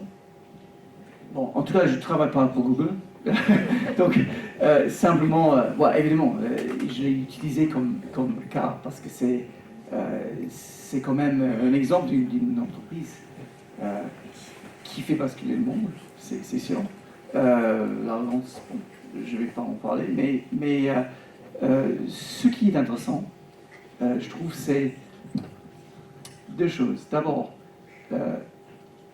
c'est la recherche de l'intelligence. Comment bien faire travailler des gens ensemble pour faire en sorte qu'on pousse les frontières. On n'accepte pas cette notion qu'il ne faut jamais dépasser les lignes qu'on apprend à l'école maternelle en France. Donc non, c'est le contraire. Donc il faut dépasser les lignes. Donc ça, c'est une mentalité qui est très intéressante et qui est de plus en plus évident dans cet âge qu'on est en train de vivre. Deuxième élément que je trouve assez amusant, c'est que si vous allez dans la Silicon Valley, vous allez trouver des parents qui cherchent exactement le contraire de leur boulot pour les enfants. Donc les écoles Montessori, les écoles Steiner, Waldorf, il y a une école Waldorf à Silicon Valley où les patrons qui travaillent chez Apple, Facebook, veulent mettre leurs enfants. Et évidemment, si vous connaissez les écoles Waldorf Steiner, vous savez qu'ils ne veulent absolument pas que les enfants regardent la télé déjà. Ils croient que la télé, ça tue l'imagination. Et ça, voilà, ça c'est l'enfer. Donc c'est assez amusant de voir à quel point on est dans une tension entre le désir de tout digital, tout le temps, en permanence dans la vie, une accélération digitale, numérique de la vie, et en même temps la recherche, comme vous avez dit, la recherche d'une vie plus simple, sans écran, sans influence, où on est vraiment avec sa créativité. Donc là, il y a une tension qui va continuer, je crois. Bonsoir, Arnaud, éducateur Montessori de formation, unschooler du cœur. En vous écoutant, j'avais envie de reprendre un des slogans d'une émission anglaise scientifique. Il n'y a que qui a été dit par un grand économiste autrefois, il n'y a que les fous et les économistes pour croire que notre monde peut se développer infiniment. Donc, j'ai l'impression que pour mesurer la réussite d'un individu, d'un être humain, on doit se comparer aux autres, on doit se comparer à d'autres pays, à d'autres cultures, à d'autres systèmes de production. Il y a un contemporain de Steiner, un philosophe, Nietzsche, qui a dit « Deviens qui tu es ». Peut-être que la diversité des méthodologies pédagogiques, des méthodes pédagogiques dans l'ensemble du spectre éducatif dans le monde est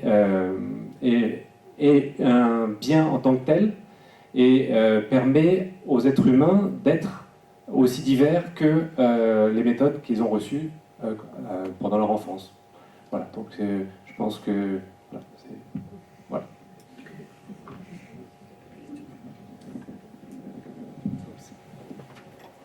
Alors, je ne suis pas du tout d'accord. Je crois que il y a quand même un progrès énorme avec les études internationales dans l'éducation. Parce qu'avant, tout le monde pensait nous avons le meilleur système du monde. Et finalement, on peut contester les études, les méthodes, etc.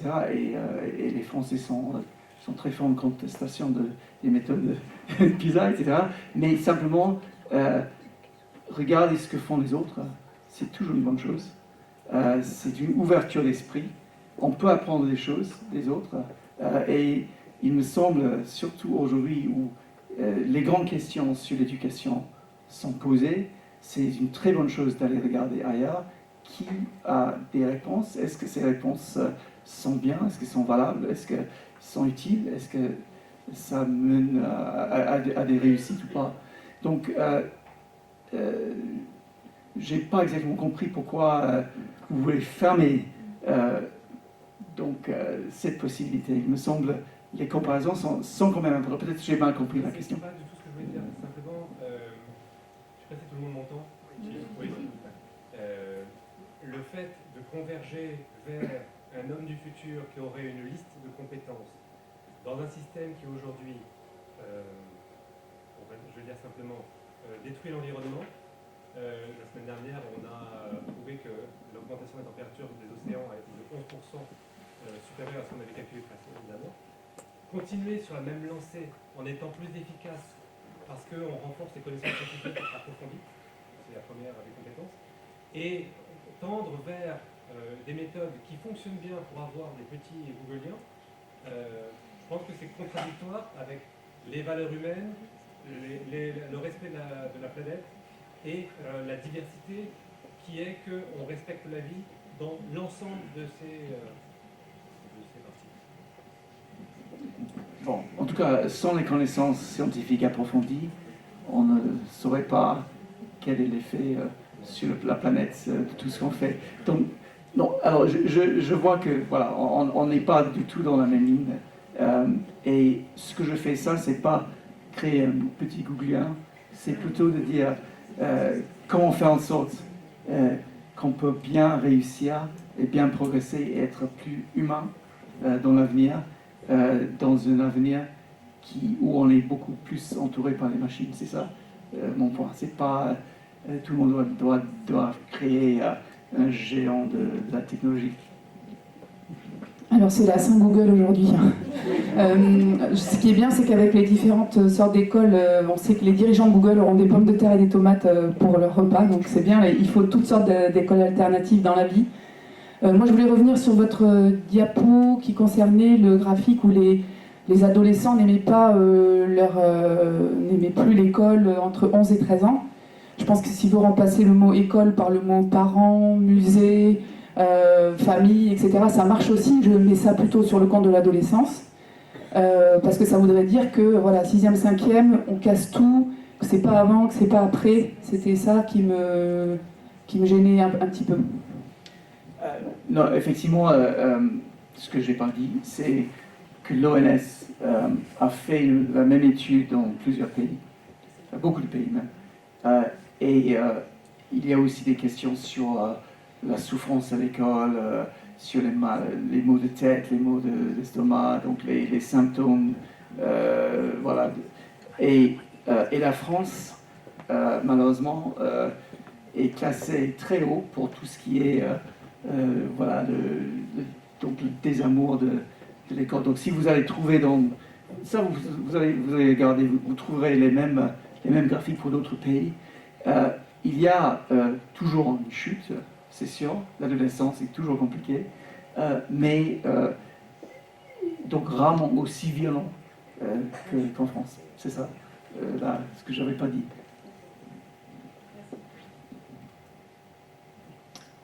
Donc, je suis directeur de l'école La Source, enfin un des directeurs. Voilà.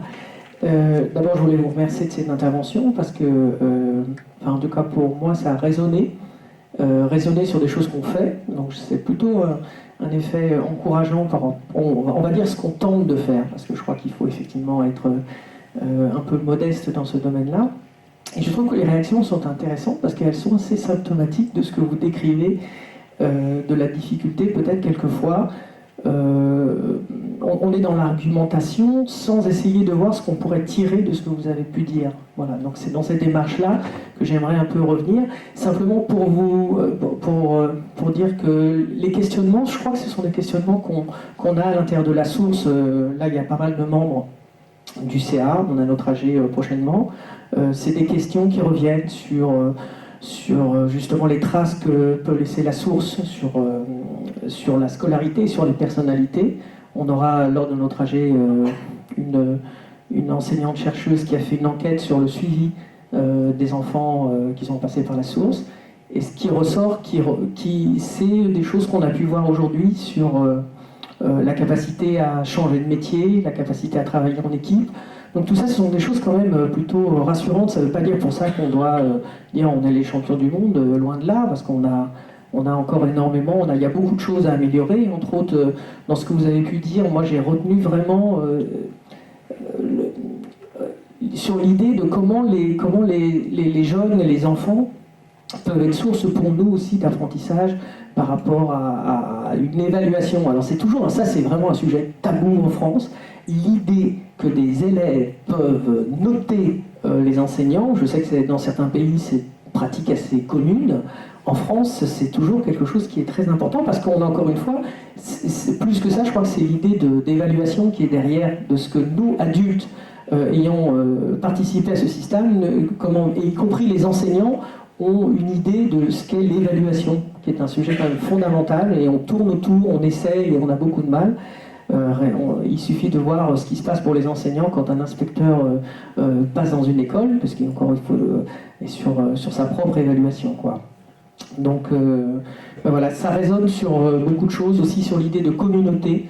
Moi, en tant que directeur, je crois énormément à cette idée de climat aussi dans un établissement. Moi, on a parlé d'écologie, mais il y a aussi le climat humain. Moi, j'ai l'impression que c'est mon job. C'est-à-dire, comment faire pour que la source ou n'importe quelle école reste un lieu propice à l'apprentissage. Et ça passe par un certain climat. Et ce climat, ça passe par de la parole, ça passe par de l'écoute. Donc voilà, moi j'ai trouvé que c'était vraiment, en tout cas pour moi, ça a résonné fortement ce que vous avez pu dire ce soir.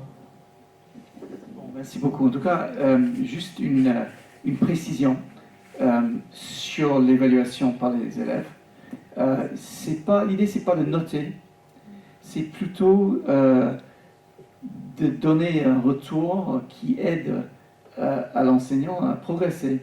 Effectivement, la bonne évaluation aussi pour l'élève, c'est une évaluation qui fait progresser, qui ne sanctionne pas, qui n'humilie pas, mais simplement qui dit tu peux mieux faire là ou tu peux regarder là. Et effectivement, j'ai donc un des chapitres dans mon livre, là il s'agit d'une école américaine à Paris qui a mis l'accent très fortement sur l'évaluation au sein de l'école. Et parmi les évaluations qu'on fait, il y a l'auto-évaluation de l'élève même, c'est-à-dire l'élève écrit moi je suis bon en ça, mais j'ai des lacunes là et là, et voilà, ce qui est une façon de dire aidez-moi à progresser. Et aussi, dès pas la maternelle, mais dès le primaire, systématiquement, chaque trimestre, à la fin, donc les élèves écrivent quelques mots. Et c'est dans un cadre, donc à l'âge de 6-7 ans, c'est toujours est-ce que tu as bien compris, est-ce que tu as bien suivi, est-ce qu'il y a des choses que qu'on pouvait améliorer. Donc c'est vraiment l'idée, c'est très constructif. C'est absolument pas de dire toi enseignant, je te déteste. C'est pas ça. Et c'est utile en plus parce que parfois les enseignants se rendent compte je croyais que tout le monde avait compris, mais j'ai tort. Et c'est ça l'apprentissage visible, c'est-à-dire visible aussi pour l'enseignant que voilà, on n'a pas progressé. Et donc il faut poser la question pourquoi. Est-ce qu'il faut chercher une autre méthode pour bien expliquer?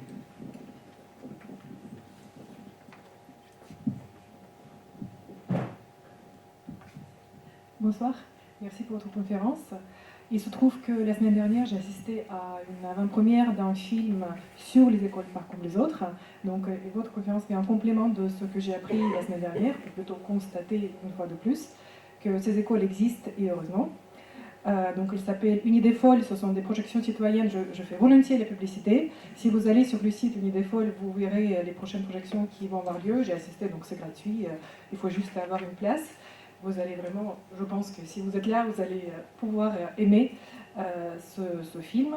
Et donc la question qui était posée dans ce film, entre autres, ce qui vient à l'écho de vos paroles, c'est quel est le rôle de l'enseignant de demain avec un monde qui devient de plus en plus fou. Est-ce que c'est une idée folle que de changer ou d'ouvrir de plus en plus des écoles pas comme les autres?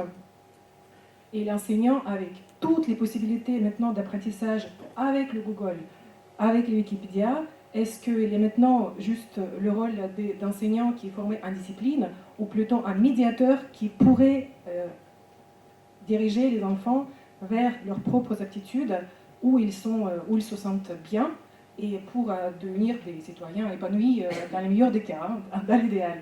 Donc voilà le rôle de l'enseignant, le rôle de la créativité, mais aussi bien sûr des aptitudes interpersonnelles, relationnelles, l'empathie, la bienveillance et l'exigence, puisque ça va de pair pour réussir. Et donc voilà, merci beaucoup. Et cette question du rôle des écoles pas comme les autres et de l'enseignant, qui ne peut pas être automatisé, et fort heureusement, et heureusement que les machines existent pour faire certaines choses, mais nous, en tant qu'humains, qui pourront encore quand même travailler avec la Terre, existons aussi. Hein, donc voilà, merci. C'est une question ou c'était plutôt seulement voilà. Non, je suis d'accord. Je suis d'accord. C'est passionnant. Et effectivement, je crois que l'élément qui manque un peu, beaucoup même, dans la formation initiale des enseignants dans ce pays, c'est surtout ça. C'est tout autour de la pédagogie, comment gérer une classe, comment construire une relation très productive avec les élèves. On a reformé le système de formation des enseignants il y a quelques années avec Péan, mais c'est toujours basé sur les connaissances et l'expertise dans la matière et beaucoup trop peu sur effectivement ces qualités pédagogiques qui sont de plus en plus importantes. Bonsoir, je suis Sandrine Gallienne et je voulais vous faire part de 3 remarques suite à votre conférence, donc merci pour ces informations. Moi, ça me fait penser en fait qu'en France, on est quand même au top de la consommation des antidépresseurs et au top du burn-out aujourd'hui dans l'entreprise. Et je fais un peu le lien avec certainement l'éducation que nous avons eue, parce qu'aujourd'hui, il s'agit de nos générations qui, dans l'entreprise, sont en train de craquer. Et du coup, voilà, je pense forcément qu'il y a un lien avec cette éducation.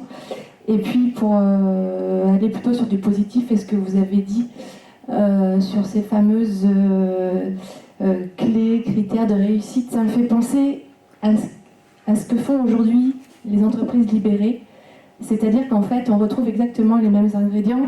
On a, pour les employés, avoir du sens dans ce qu'on fait, être responsable de ce qu'on fait. On a savoir pourquoi on travaille, pourquoi on fait ça. On a aussi le fait d'être dans un environnement qui nous est favorable, qui nous nourrit dans nos besoins qui sont les besoins basiques, mais au-delà, tout ce qui est besoin de reconnaissance, toute cette ambiance, donc ça fait partie de ces besoins-là. Il y a également le fait d'être en relation avec les autres et d'être respecté, de se sentir respecté, de pouvoir dire ce qu'on a envie de dire sans risquer le jugement. Donc il y a cette relation de bienveillance, il y a le fait aussi que les managers sont là non pas pour contrôler, mais ils sont là pour aider, pour encourager. Et je trouve que tous ces critères qui sont là, en fait, voilà, ils existent au-delà de l'école, et si déjà on peut les avoir dans l'école, eh ben, ça serait vraiment génial. Et encore un autre parallèle, je connais bien aussi la relation d'aide, le coaching, la psychothérapie. Et qu'est-ce qui fait que ça marche ? On parle de la relation qui guérit. C'est pas les outils, c'est qu'est-ce qui fait qu'un bon thérapeute est un bon thérapeute, c'est qu'est-ce qui fait qu'un bon enseignant est un bon enseignant. C'est la relation qui va faire que ça va marcher. Et tout ça évidemment avec un cadre qui est sécurisant, et une acceptation, alors nous on parle d'acceptation inconditionnelle de soi et de l'autre. Et le soi, il est hyper important parce que ça veut dire que l'enseignant, il est un guide, mais il est un guide qui a un regard sur lui-même. Il est capable de prendre de la distance, de s'auto-observer, de s'auto-critiquer. Il est capable de comprendre que c'est pas lui qui va former les enfants, mais que c'est eux qui vont se former grâce à son regard bienveillant, grâce à son accompagnement. Marianne Montessori le disait très bien, c'est aide-moi à avancer seul. Et donc, je trouve que tout ce que vous avez dit, en fait, c'est vraiment des choses qu'on retrouve heureusement maintenant, aujourd'hui, dans un petit peu différentes sphères de la société. Et ça montre vraiment que l'humain, il est au cœur de tout ça. Et j'ai envie de dire à certaines personnes qui ont peut-être retenu l'anecdote Google, que en fait, on parle juste de l'humain ce soir, quoi. Et que c'est vraiment ça qui est au cœur. Et que si on arrive à transcender tout ça, je pense que l'école de demain, les enfants de demain, le monde de demain, il sera différent, il aura un autre visage. Et justement, j'espère qu'on pourra sauver la planète et on pourra faire en sorte que certaines choses changent.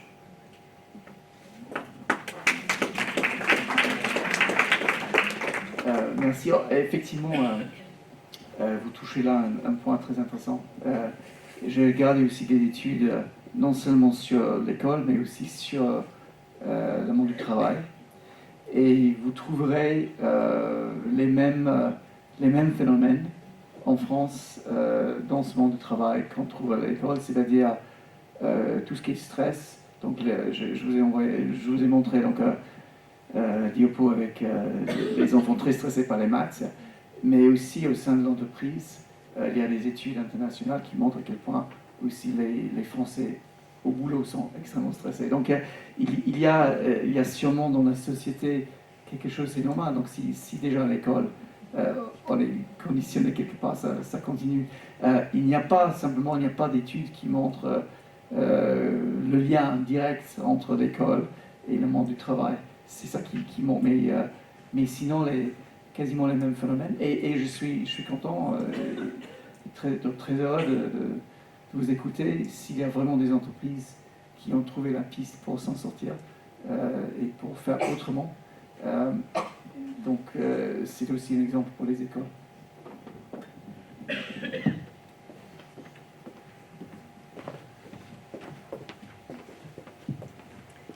Merci pour votre intervention aussi. Moi, je voulais juste demander le changement, l'innovation. Comment on fait concrètement? Parce que nous, à la source, c'est une école sous éducation nationale depuis 1962. Et on voit que tout changement, et je pense pour tout le monde, est difficile. C'est difficile pour les parents d'accepter quand il y a un enseignant qui fait la semaine sans cartable. Il y a les parents qui disent « Mais comment mon enfant va travailler à la maison ?» Et c'est déstabilisant. Quand on a changé les horaires d'école il y a 2-3 ans, ça a créé tout un débat. C'est difficile d'accepter le changement. Donc, dans une école d'éducation nationale, une école sous contrat, est-ce que vous avez de vos recherches quelques pistes pour nous aider à avancer et travailler ensemble, parents, enseignants, direction, pour faire avancer par petits pas? À la source, on ne peut pas changer le système, mais qu'est-ce qu'on peut faire pour avancer petit pas par petit pas? Alors, c'est une question très intéressante.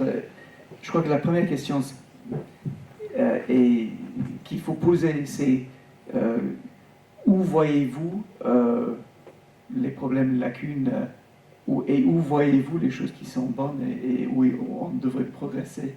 Et ce que j'ai trouvé dans ma recherche, c'est dans les écoles qui sont vraiment des écoles alternatives, qui sont vraiment performantes, il y a une vision partagée non seulement de l'équipe des enseignants, mais aussi avec des parents.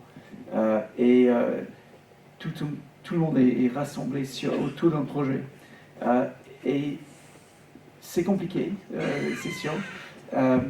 Mais donc déjà, les enseignants travaillant en équipe sont capables de faire autrement.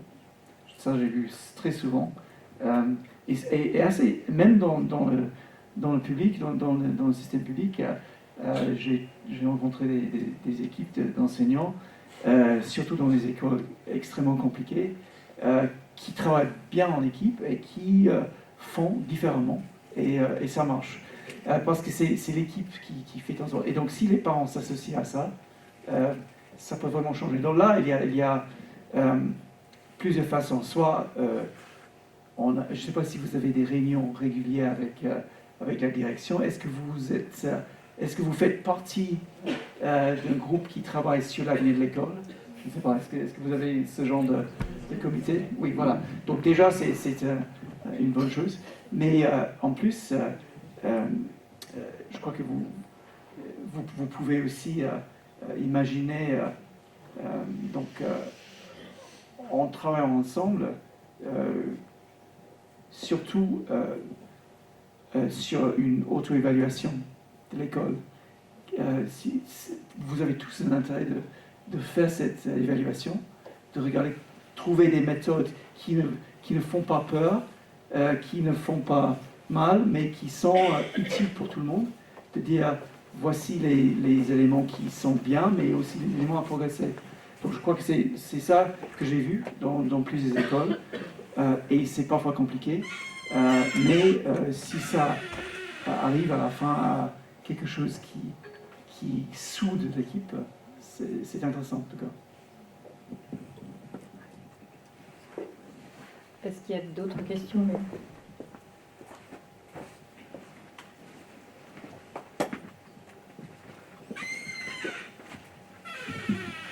Bonsoir. Moi, je voulais juste dire que personnellement, en tout cas, j'ai mis les enfants ici pour accéder à autre chose que la performance uniquement. Parce que le but, c'était surtout qu'ils se réalisent et qu'ils trouvent leur voie et la source de leur épanouissement, que ce soit pour finir dans la Silicon Valley ou chez Rabi. Objectivement, les deux me passionnent autant.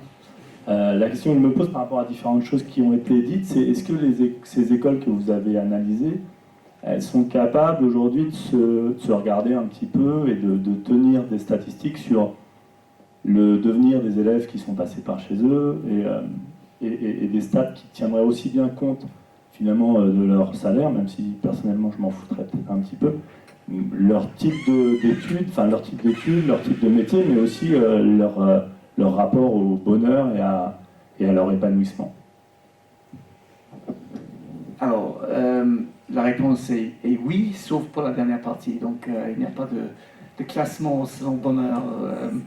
Mais il y a des écoles alternatives qui ont fait et qui continuent à faire effectivement des enquêtes parmi les anciens pour voir qu'est-ce qu'ils font.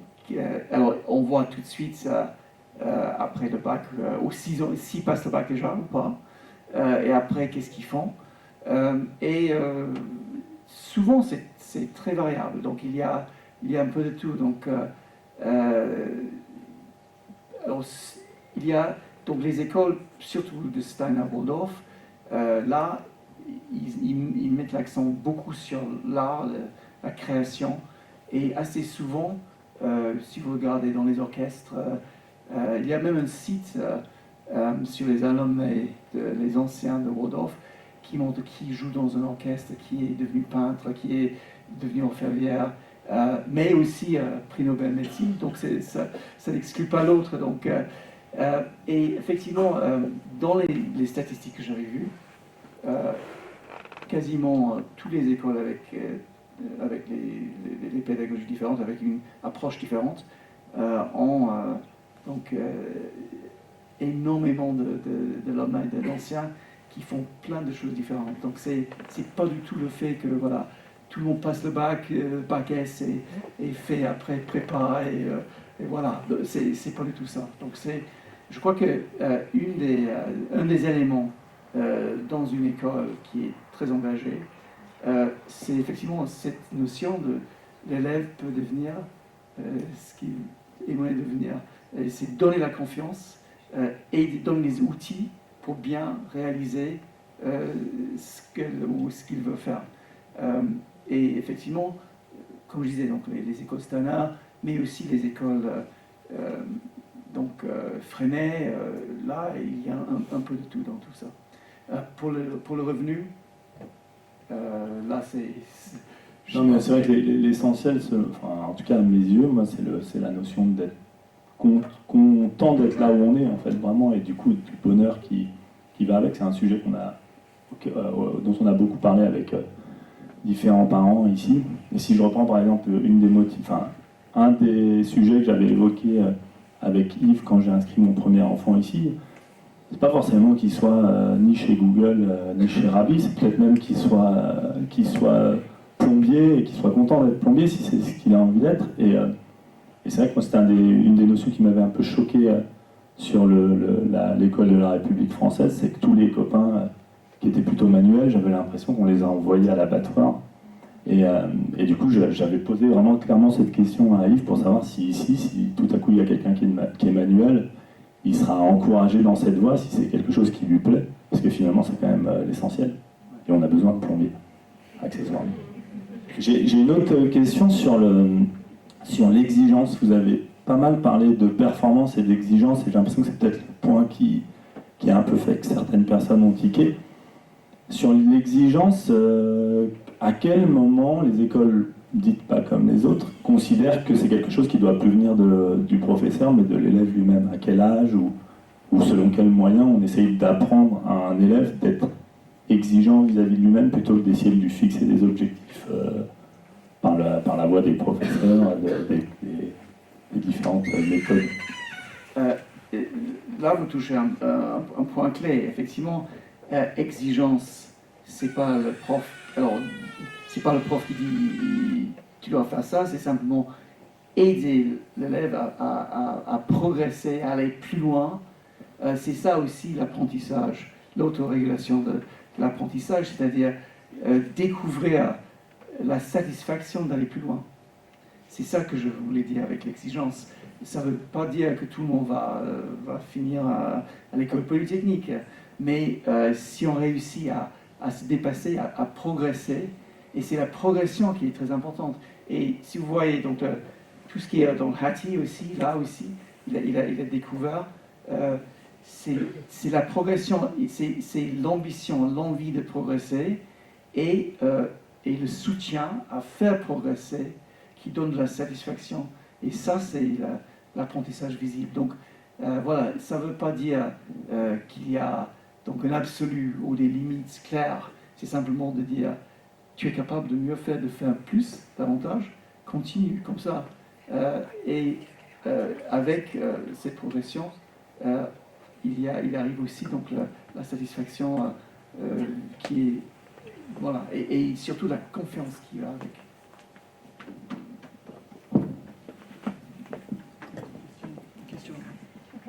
Peut-être une dernière question et après on... Je voulais rajouter un petit truc. Ok, il y a Jean-Louis qui... En tant que Je voulais simplement compléter que c'est pas simplement dans la bienveillance, il y a aussi de la part de l'enseignant savoir reconnaître qu'on peut faire des erreurs, savoir reconnaître que l'enfant se sente reconnu tel qu'il est avec ses difficultés. C'est ça qui va le faire accéder à l'exigence, c'est-à-dire non pas donner une uniformité aux apprentissages, mais être attentif au regard de chaque enfant, à sa façon dont il acquiert, et entendre à chaque fois qu'il peut dire au secours, je m'en sors pas, et c'est ça qui va le motiver à apprendre. Voilà. Bonsoir, je m'appelle Ekaterina Zamolotchikova. Bonsoir. Mes enfants ne sont pas à la source. En fait, la question que je me pose, c'est quand par exemple il y a un tandem que nous en tant que parents on regarde qui est notre enfant vis-à-vis d'un étudiant et où il y a la relation qui ne passe pas. En fait là c'est un point où il y a effectivement il y a l'enseignant qui ne peut pas ou ne veut pas en fait se mettre peut-être dans la position de l'enfant, et l'enfant qui n'a soit pas de capacité en fait de le faire, soit il n'a pas envie parce qu'il y a quelque chose qui le bloque. Donc nous en tant que parents on observe qu'il y a un problème, et quelles sont les actions concrètes en fait qu'on pourrait prendre vis-à-vis de ça, parce que si on dit que en fait la solution c'est de se mettre un peu dans la peau de l'autre, en fait, en tant que parent, on devrait dans ce cas aussi se dire, on devrait peut-être se mettre dans la peau de l'enseignant. Et l'enseignant aussi, il devrait aussi peut-être en fait vouloir se mettre dans la peau de parents et en fait et avoir dans ce cas un échange vis-à-vis de l'enfant en partant par un intermédiaire qui est parent. qui pourrait peut-être, en connaissant mieux son enfant, parce que l'enseignant il a une classe de plusieurs personnes, il ne peut pas connaître aussi bien tout le monde, il ne peut pas le suivre au quotidien comme le parent il pourrait le faire. Mais dans ce cas, en fait, c'est aux parents d'apporter à l'enseignant en fait une problématique qui existe, en fait, de mettre les choses autour d'une table et de discuter. Mais comment ça se passe en fait en France? Parce que comme j'ai fait une école soviétique, ça s'est passé complètement différemment. Et ici en France, en fait, il y a déjà beaucoup plus de cours. Les enseignants sont souvent, en fait, ils finissent tard. Il y a des choses, des cahiers de devoirs à vérifier à la maison. Comment aborder ce problème quand il se pose? En plus, si en fait, souvent il arrive le cas quand c'est pas en fait l'élève en soi qui est problématique, mais dans certaines matières seulement, le problème il peut se poser, ou dans une matière. Merci. Peut-être il faut... non, il faut... non, alors là vous touchez à quelque chose qui arrive très souvent. Et il faut dire aussi, une des spécificités de l'école française, c'est que la relation entre enseignants et élèves, et la direction et l'école et les parents, sont assez souvent assez crispés. Il y a des rapports de l'inspection générale sur le rôle des parents dans l'école, et qui disent clairement, effectivement, les rapports sont parfois très crispés. Et donc, pour moi, la bonne réponse, c'est d'éviter la guerre et aller chercher la paix d'abord. Est-ce que c'est possible de parler? Est-ce que c'est possible d'attirer l'attention de l'enseignant? Et très souvent, si on arrive avec on est décontracté, donc ça aide énormément parce que beaucoup d'enseignants, là, les enseignants vont peut-être témoigner, ils voient les parents qui sont et donc première chose, c'est décontractez-vous comme parents et allez voir. Mais parfois ça ne marche pas. Donc j'ai fait la même expérience avec mes enfants. Parfois il y a donc un enseignant qui est extrêmement difficile où ma fille n'a rien appris toute l'année et elle est frustrée et je lui dis ça fait partie de ta vie. Tu vas pouvoir voir, il y a dans le monde des gens qui sont sympas, qui t'aident, et il y a d'autres qui sont plus compliqués. Et savoir bien gérer ceux qui sont difficiles, ça c'est vraiment l'art de la vie. Et parfois ça marche aussi. Donc, mais c'est compliqué, je suis d'accord. Donc est-ce que... Non, il évite la question. Voilà. Excusez-moi, je me permets une petite question. Justement, ça rejoint un petit peu cette idée-là.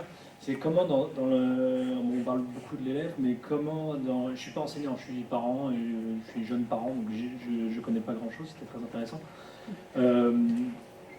Est-ce que l'enseignant a suffisamment d'espace de liberté, que ce soit au niveau du programme, de l'emploi du temps et de la confiance des parents, pour pouvoir installer les outils dont vous parlez?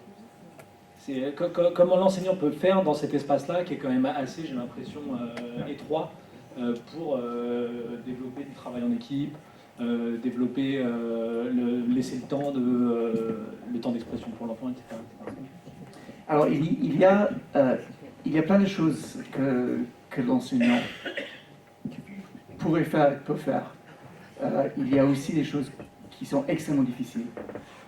Il y a donc l'inspection qui arrive, qui n'aime pas quelque chose, et souvent tout ce qui est un peu nouveau, un peu expérimental, là, paf. Et il y a beaucoup d'exemples dans le monde de l'école alternative, des difficultés énormes, ça c'est sûr. Donc Céline Alvarez, la fameuse Céline Alvarez, elle a rencontré énormément de difficultés avec son expériment qui marchait très bien. Mais c'est un exemple parmi beaucoup.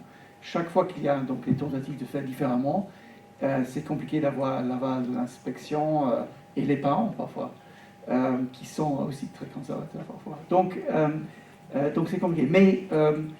Mais ça bouge. Et ça bouge parce que l'éducation nationale elle-même a compris que le système ne marche pas bien. Il y a trop d'échecs, il y a une performance qui se dégrade. Et donc, depuis quelques années, il y a de plus en plus d'expérimentation qui qui est permise dans l'école, au sein de l'école. Et même dans la loi en 2005, il y avait l'article 34 qui donnait explicitement l'autorisation de faire des expérimenter. Et dans la loi de payant, pardon, 2005, c'est des 2005, c'est des Fillon quand même, ministre de l'Éducation à l'époque. Et 2012-13 avec payant, là, c'est devenu encore plus explicite. Donc on encourage. Donc si jamais l'inspection arrive et dit non, tu ne peux pas faire ça, on peut sortir le code de l'éducation, dit oui, mais l'article, machin, mais c'est long, c'est une bataille. Et chaque école que j'avais visitée, qui faisait des choses différemment, chaque école, sans exception, avait des problèmes à un moment ou un autre avec l'inspection. Je ne sais pas si vous avez... Non, pas encore. Alors là, vous êtes touch wood. C'est peut-être signe qu'on est une école très classique. Voilà, je ne sais pas. Et du coup, il faut convaincre, il faut gagner la confiance aussi de l'inspection. Mais l'argument majeur aujourd'hui, c'est de dire